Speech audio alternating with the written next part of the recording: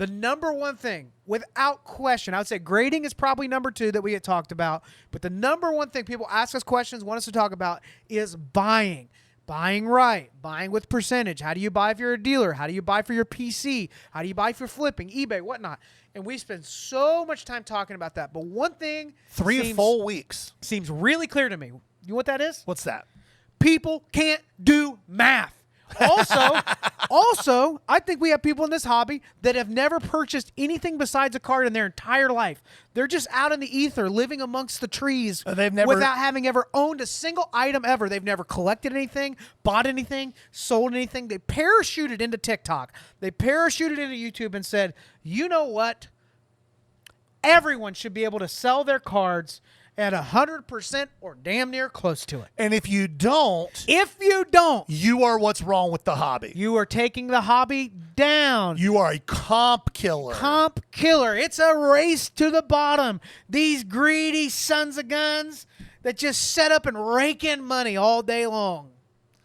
It is mind-blowing. So, in a general sense, the quick Cliff Notes version. A lot of people in this hobby believe that when they have cards in their possession and they go to somebody that has a business buying and selling cards, whether they set up at shows, have an LCS, whatever, maybe it's a repacker that they reach out to and hit up their Discord, whatever it is, that the only reasonable solution when you're selling cards is to get full value on that transaction, because if not, it will hurt the hobby.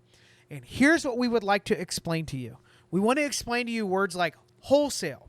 We want to talk about words like margin. We want to talk about things like addition and subtraction. We want to talk about bills. We'd like to talk about things like expenses. Now, if you're lost already, then this is really going to blow your mind. Might need to pull out a phone, take an audio note of this, and then try to spell it later. Volatility. It's a big word. You might want to look into it.